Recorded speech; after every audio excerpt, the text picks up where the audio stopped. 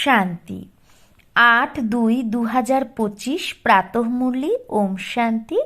বাপদাদা মধুবন। বাবা বলেছে, মিঠে বাচ্চে, তোমরা খুদাই খিদমতগার, সত্যিকারের স্যালভেশন আর্মি। তো আমরা কি? খুদাই খিদমতগার, মানে খুদার সেবাধারী, সত্যিকারের স্যালভেশন আর্মি। তোমাদের সবাইকে শান্তির স্যালভেশন দিতে হবে। তো আমাদের সবাইকে কিসের স্যালভেশন দিতে হবে? শান্তির। প্রশ্ন, তোমাদের বাচ্চাদের কাছে যখন কেউ শান্তির স্যালভেশন চায় তো তাদের কি বোঝানো উচিত? তো আমাদের কাছে যখন কেউ শান্তির স্যালভেশন চাইবে তো তাদের কি বোঝানো উচিত? উত্তর, তাদের বলো, বাবা বলে, क्या अभी यहाँ ही तुमको শান্তি চাহিয়ে? যে বাবা বলে, তোমাদের কি এখানে এখনই শান্তি চাই? এটা তো কোনো শান্তিধাম না। শান্তি তো শান্তিধামেই হতে পারে, যাকে মূল বতন বলা হয়।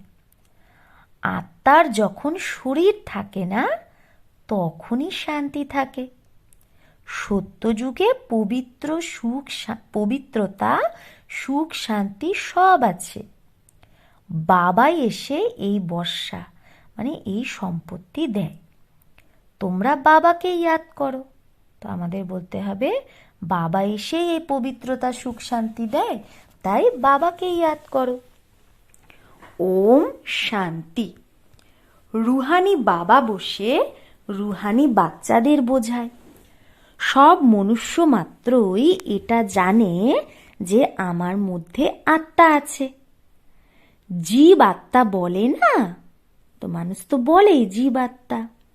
প্রথমে আমরা আত্মা, পরে আমরা শরীর পাই। কেউ আত্মাকে কিন্তু দেখেনি, শুধু এটা বোঝে যে আত্মা আছে। যেরকম আত্মাকে জানে কিন্তু দেখেনি, সেরকম পরমপিতা পরমাত্মার জন্য বলে পরম আত্মা, মানে পরমাত্মা, কিন্তু তাকে দেখেনি, না নিজেকে না বাবাকে দেখেছে। বলে আত্মা এক শরীর ছেড়ে আর এক শরীর নেয়, কিন্তু যথার্থ রীতি জানে না। 84 লাখ জনিও বলে দেয়, বাস্তবে 84 জন্ম, কিন্তু এটাও জানে না যে কোন আত্মা কত জন্ম নেয়। আত্মা বাবাকে ডাকে কিন্তু দেখেনি, আর না বাবাকে যথার্থ রীতি জানে।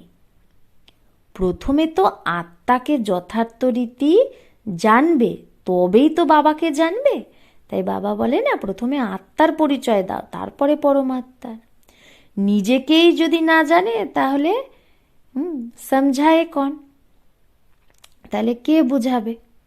একে বলা হয় সেলফ রিয়ালাইজেশন করনা। তাহলে সেলফ রিয়ালাইজ করতে হবে, আত্ম উপলব্ধি। সেটা বাবা ছাড়া কেউ করাতে পারে না। আত্মা কি জিনিস, কিরকম, কোথা থেকে আত্মা আসে, কিভাবে জন্ম নেয়, কিভাবে এই ছোট্ট একটা আত্মার মধ্যে 84 জন্মের পাঠ ভরা আছে, এটা কেউ জানে না। নিজেকেই জানে না তো বাবাকেও জানে না। এই লক্ষ্মীনারায়ণও মানুষেরই মর্তবা না? তো লক্ষ্মীনারায়ণ কি, এটা মানুষেরই তো পদ একটা, তারাও তো মনুষ্যই ছিল। তো তারা এই পদ পেল কি করে, এটা কেউ জানে না। জাননা তো মনুষ্য কহি চাইয়ে, তো এটা জানা তো মানুষেরই উচিত না? পশু পাখি তো আর জানবে না।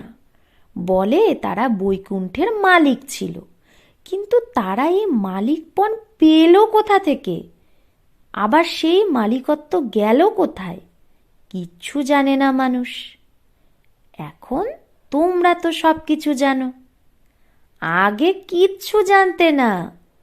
যেরকম বাচ্চারা প্রথমে জানে কি যে ব্যারিস্টার কি হয়, কোনো ছোট বাচ্চা কি জন্ম থেকে জানবে ব্যারিস্টার কি? পড়তে পড়তে ব্যারিস্টার হয়। তো এই লক্ষ্মীনারায়ণও তো পড়ার দ্বারাই হয় না। ব্যারিস্টারি, ডক্টরি আদি সব কিছুর কিতাব হয়, বই হয়। তো এই লক্ষ্মীনারায়ণ হওয়ার বই কোনটা? তো লক্ষ্মীনারায়ণ হওয়ার বই হলো এই গীতা। সেই গীতাও আবার কে শুনিয়েছে, রাজ্য কে শিখিয়েছে, এটা কেউ জানে না। আর সেই বইয়ে মানে গীতায় নাম বদলে দিয়েছে, শিব জয়ন্তীও মানায়। তো সেই শিব বাবা এসে তোমাদের কৃষ্ণপুরীর মালিক বানায়। শ্রীকৃষ্ণ স্বর্গের মালিক ছিল না, কিন্তু স্বর্গকে জানেই না। মানুষ বলে শ্রীকৃষ্ণ স্বর্গের মালিক, বৈকুণ্ঠের মালিক, কিন্তু স্বর্গকেও জানে না। না হলে কেন বলে যে শ্রীকৃষ্ণ দাপর যুগে গীতা শুনিয়েছে? শ্রীকৃষ্ণকে মানুষ দাপরে নিয়ে গেছে, আর লক্ষ্মীনারায়ণকে সত্য যুগে, রামকে আবার ত্রেতায়। তো উপদ্রব লক্ষ্মীনারায়ণের রাজ্যে দেখায় না, সত্য যুগে কোনো উপদ্রব দেখায় না।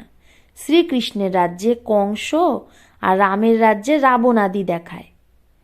তো এটা কেউ জানে না যে সেই রাধা কৃষ্ণই যে লক্ষ্মীনারায়ণ হয়। একদমই অজ্ঞান, অন্ধকার। তাই অজ্ঞানকেই অন্ধকার বলে, জ্ঞানকে রশ্মি, আলো বলা হয়। এখন আলো করে কে? বাবা।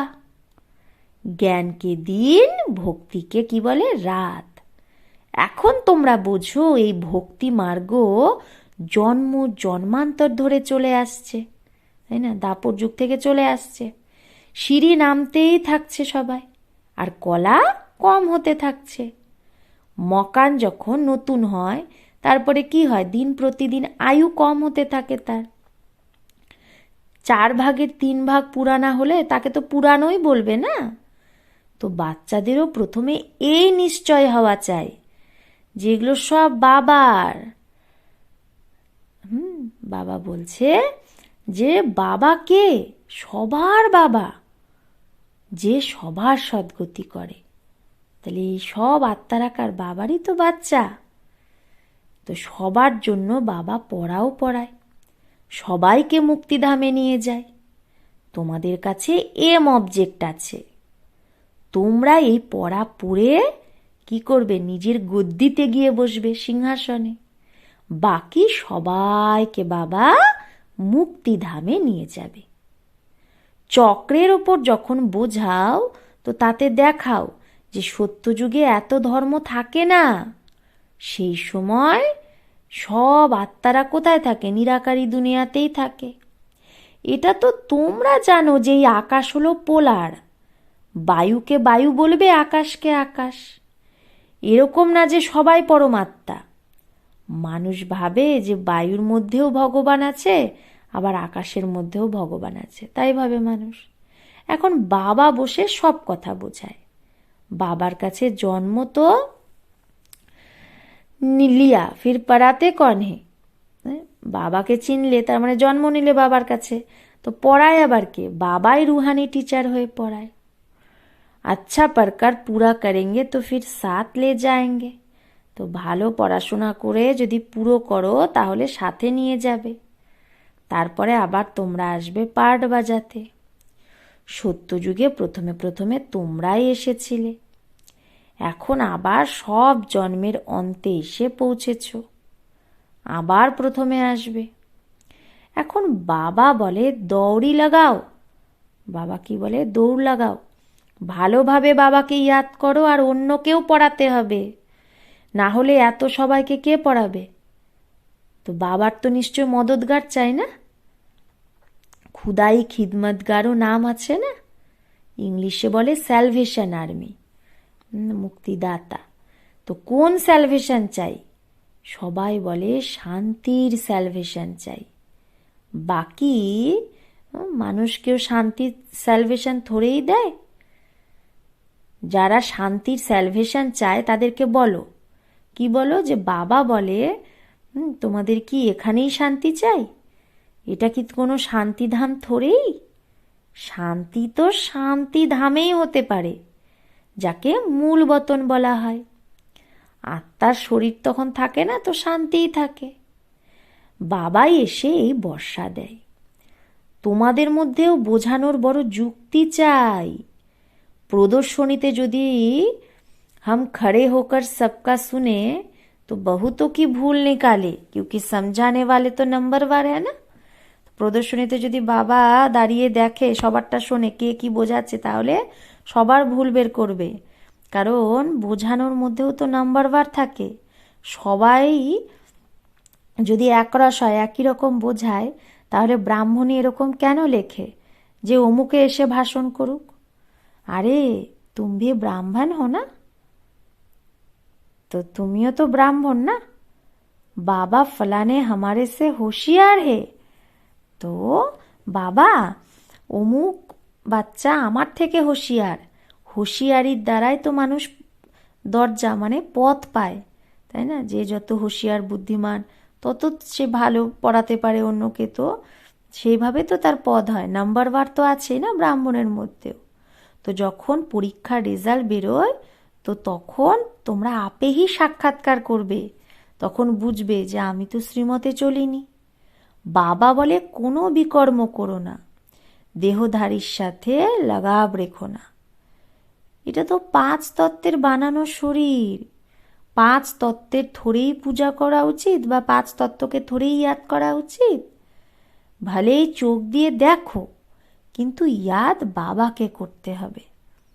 আত্মা এখন নলেজ পাচ্ছে, এখন আমাদের ঘরে যেতে হবে, তারপরে বৈকুণ্ঠে আসব। আত্মা বুঝতে পারে। তো বাবা বলছে আত্মাকে মানুষ বোঝে যে হ্যাঁ আত্মা বলে একটা জিনিস আছে, দেখতে পারে না। वैसे ये भी समझ सकते हैं, তো এটাও বুঝতে পারে। হ্যাঁ, দিব্য দৃষ্টি দ্বারা নিজের ঘর বা স্বর্গকে দেখতে পারো। দিব্য দৃষ্টি মানে জ্ঞানের চোখ দ্বারা। বাবা বলে বাচ্চা মন মনা ভব মধ্যাজি ভব, মানে বাবাকে আর বিষ্ণুপুরীকে ইয়াদ করো। তোমাদের এম অবজেক্টই হলো এটা। বাচ্চারা জানে আমাদের এখন স্বর্গে যেতে হবে, আর বাকি সবাই কোথায় যাবে? মুক্তিতে। সবাই তো আর সত্যযুগে আসতে পারবে না। তোমাদের হলো ডিটিজম, আমাদের দৈবী সাম্রাজ্য হবে। তো এটা হলো মানুষের ধর্ম। মূল বতনে তো মানুষ থাকে না, এখানেই মানুষ সৃষ্টি থাকে। কোথায়? স্থূল বতনে। মানুষই তমপ্রধান, আবার মানুষই শতপ্রধান হয়। তোমরা আগে শূদ্র বর্ণে ছিলে, এখন এখন আমরা কোথায় এসেছি? শূদ্র থেকে ব্রাহ্মণ বর্ণে। এই বর্ণ শুধু ভারতবাসীদের জন্যই। তাদেরই এই 4টে বর্ণ, মানে 5টা বর্ণ। প্রথমে আমরা দেবতা ছিলাম, তারপরে ক্ষত্রিয়, তারপরে বৈশ্য বর্ণে, তারপরে শূদ্র বর্ণে, তারপরে এখন ব্রাহ্মণ হলাম। আর কোনো ধর্মকে এরকম বলবে না যে ব্রাহ্মণ বংশী, সূর্য বংশী। এই সময় সবাই শূদ্র বর্ণের, সবার জর্জরীভূত অবস্থা। তোমরা পুরানো হয়েছ, তো সারা ঝাড় জর্জরীভূত তমপ্রধান হয়ে গেছে। আবার সারা ঝাড় থোড়েই শতপ্রধান হয়ে যাবে? সারা ঝাড় কি শতপ্রধান হয়ে যাবে? বাবা বলছে শতপ্রধান নতুন ঝাড়ে তো শুধু দেবী দেবতা ধর্মের মানুষরাই থাকবে। তখন তোমরা সূর্যবংশী হবে, তারপরে চন্দ্রবংশী হয়ে যাও। আবার পুনর্জন্ম তো নাও না, তো পুনর্জন্ম নিতে নিতেও তো আমাদের কি হয়, নিচে কলা কমতেই থাকে। তারপরে আবার কি হবো? বৈশ্যবংশী, শূদ্রবংশী। এগুলো সব কথা এখন বাবা আমাদের বোঝাচ্ছে। এগুলো সব নতুন কথা না। আমাদের পড়ায় জ্ঞানের সাগর, সেই পতিত পাবন, সবার সদ্গতি দাতা। বাবা বলে তোমাদের আমি জ্ঞান দিচ্ছি, তোমরা দেবী দেবতা হয়ে যাও, তারপরে এই জ্ঞানই আর থাকবে না। সত্যযুগে আর আমাদের এই জ্ঞান থাকবে না। জ্ঞান দেওয়া হয় কাদের? অজ্ঞানীকে। সব মনুষ্য অজ্ঞান অন্ধকারে আছে, আর তোমরা আলোতে আছো। তো বাবা বলছে ব্রহ্মার 84 জন্মের কাহিনী তোমরা জানো, যে শ্রীকৃষ্ণ কি করে 84 জন্ম নিল, লাস্টে ব্রহ্মা হলো, আমরা জানি। তোমাদের বাচ্চাদের মধ্যে সারা জ্ঞান আছে। মানুষ তো বলে ভগবানের সৃষ্টি রচনাই বা কেন করেছে? মোক্ষ কি মানুষ পেতে পারে না, যার জন্মই নিতে হবে না? তো বাবা বলছে, আরে এটা তো বানা বানায় একটা খেলা, এই খেলা তো আমাদের খেলতেই হবে, কি করে আমরা মোক্ষ পাবো? অনাদি ড্রামা না এটা। তোমরা জানো আত্মা এক শরীর ছেড়ে আর এক শরীর নেয়, এতে চিন্তা করার কি দরকার? আত্মা গিয়ে নিজের দ্বিতীয় পার্ট আর একটা পার্ট বাজায়। তো রোয়ে তব জব বাপিস চিজ মিলনি হো, মানুষ কাঁদে তখনই যখন যদি সেটা ফেরত পায়, তবে কানলে ঠিক আছে। বাপিস তো আতি নেহি, বাপিস তার ওই শরীরটা আসবে না, তাহলে কান্নার দরকার কি? কানলে কি লাভ? এখন তোমাদের সবাইকে মোহজিত হতে হবে। কবরস্থানে মোহ ক্যা রাখনা হয়? কবরস্থানের সাথে মোহ কি রাখবে? এতে তো দুঃখই দুঃখ। আজ বাচ্চা, কাল বাচ্চাও এরকম হয়ে যায় যে বাপ কি পাগ উতারনে মে ভি দেরি না করে, বাবাকে বাড়ি থেকে বের করতেও দেরি করে না বাচ্চা, বাবার সাথেও লড়াই করে। তো একে বলাই হয় নিধনের দুনিয়া। কেউ ধনী ধানী নেই যে শিক্ষা দেবে। বাবা যখন এরকম পরিস্থিতি দেখে তো ধানকা বানাতে আসে।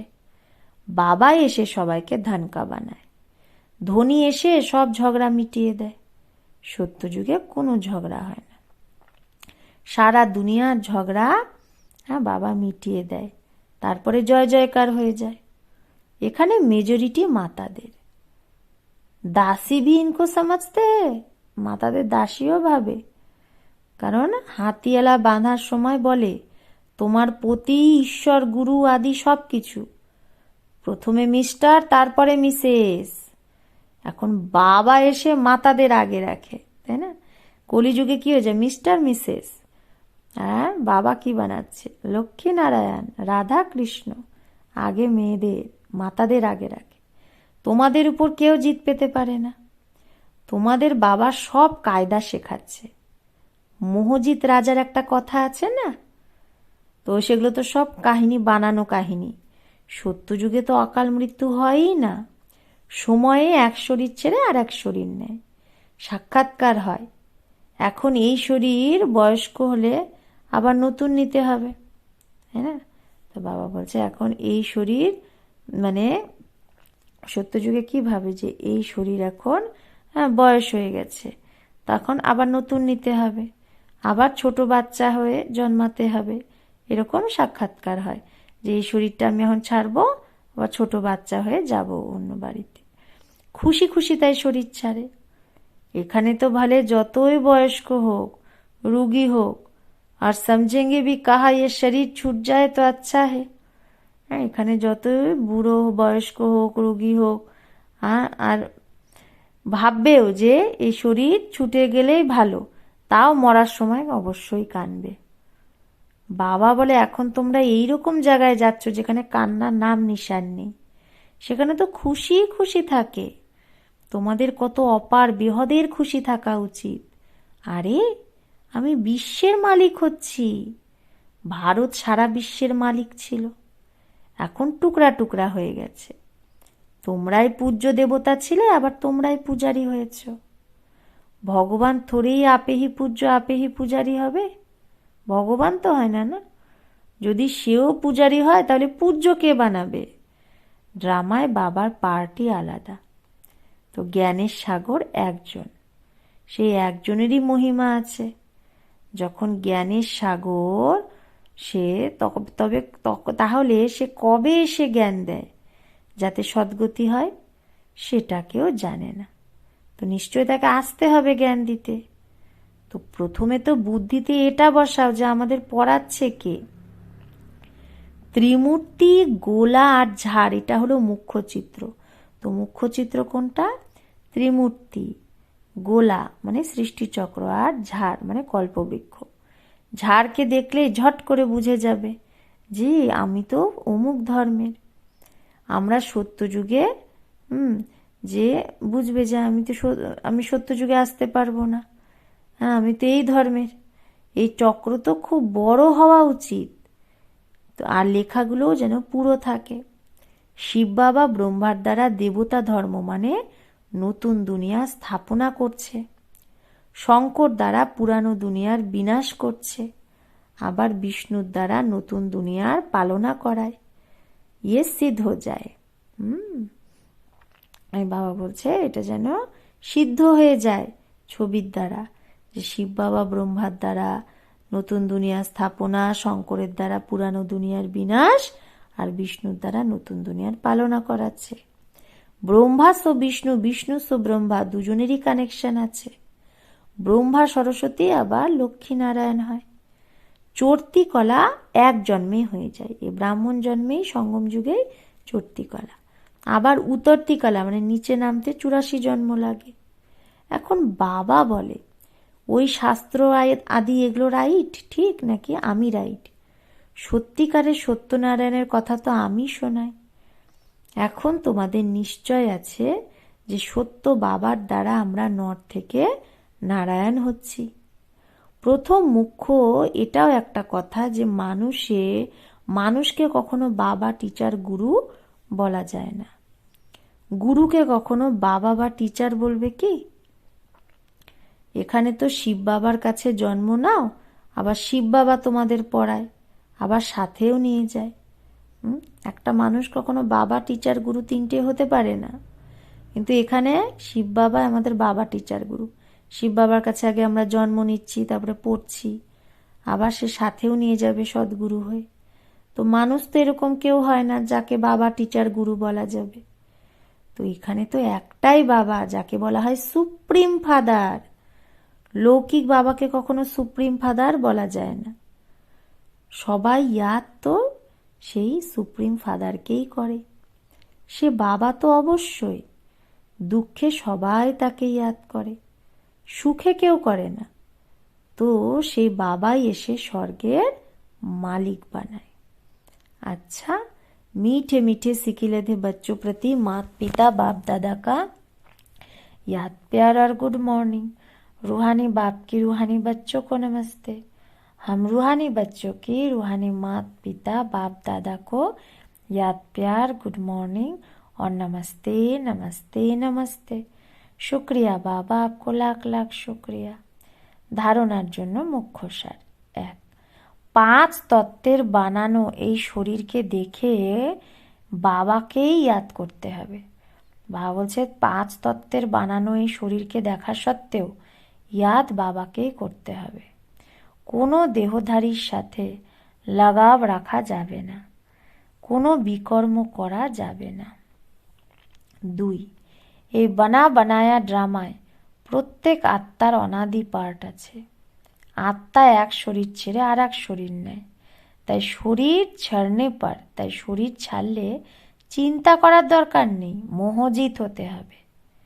বরদান, সম্পূর্ণ আহুতি দ্বারা পরিবর্তন সমারোহ যে মানায় সেই দৃঢ় সংকল্পধারী ভব। তো সম্পূর্ণ আহুতির দ্বারা যে পরিবর্তন সমারোহ মানায় সেই দৃঢ় সংকল্পধারী ভব। যেরকম একটা কথা আছে, ধরত পারিয়ে ধরম না ছড়ি। তো যে কোনো পরিস্থিতি আসুক, মায়ার মহাবীর রূপ সামনে চলে আসুক, কিন্তু ধারণা যেন না যায়। সংকল্প দ্বারা ত্যাগ যেটা করেছ সেই বেকার বস্তু যেন সংকল্পেও স্বীকার না হোক। তাহলে সংকল্প দ্বারা ত্যাগ করা বেকার বস্তু যেন সংকল্পেও স্বীকার না হয়। সদা নিজের শ্রেষ্ঠ সমান, শ্রেষ্ঠ স্মৃতি আর শ্রেষ্ঠ জীবনের সমর্থী স্বরূপ দ্বারা শ্রেষ্ঠ পাঠধারী হয়ে শ্রেষ্ঠতার খেলা করতে থাকো। তো সদা নিজের শ্রেষ্ঠ সমান, শ্রেষ্ঠ স্মৃতি আর শ্রেষ্ঠ জীবনের সমর্থী স্বরূপ দ্বারা শ্রেষ্ঠ পাঠধারী হয়ে শ্রেষ্ঠতার খেলা করতে থাকো। কমজোরির সব খেলাকে সমাপ্ত করো। যখন এই রকম সম্পূর্ণ আহুতির সংকল্প দৃঢ় হবে, যে কমজোরি আর থাকবে না, শ্রেষ্ঠ সমান, শ্রেষ্ঠ স্মৃতি আর শ্রেষ্ঠ জীবনের সমর্থী স্বরূপ, তো এইরকম সম্পূর্ণ আহুতির সংকল্প যখন দৃঢ় হবে তবেই পরিবর্তন সমারোহ হবে। এই রকম সমারোহের ডেট এখন সংগঠিত রূপে নিশ্চিত করো। স্লোগান, রিয়াল ডায়মন্ড হয়ে নিজের ভাইব্রেশনের চমক বিশ্বে ছড়াও। তো রিয়াল ডায়মন্ড হয়ে কি করো? নিজের ভাইব্রেশনের চমক পুরো বিশ্বে ছড়াও। অব্যক্ত ইশারা, একান্ত প্রিয় হও, একতা আর একাগ্রতাকে ধারণ করো। সাধারণ সেবা করা এটা কোনো বড় ব্যাপার না, কিন্তু বিগড়ে যাওয়া জিনিসকে বানানো, অনেকতার মধ্যে একতা নিয়ে আসা, এটা অনেক বড় ব্যাপার। বাপদাদা এটাই বলে যে প্রথমে এক মত, এক বল, এক ভরসা আর একতা, সাথীর মধ্যেও, সেবার মধ্যেও আর বায়ুমণ্ডলের মধ্যেও যেন হয়। তাহলে সাথীদের মধ্যে, সেবার মধ্যে আর বায়ুমণ্ডলে যেন এক মত, এক বল, এক ভরসা আর একতা থাকে। আচ্ছা, ওম শান্তি।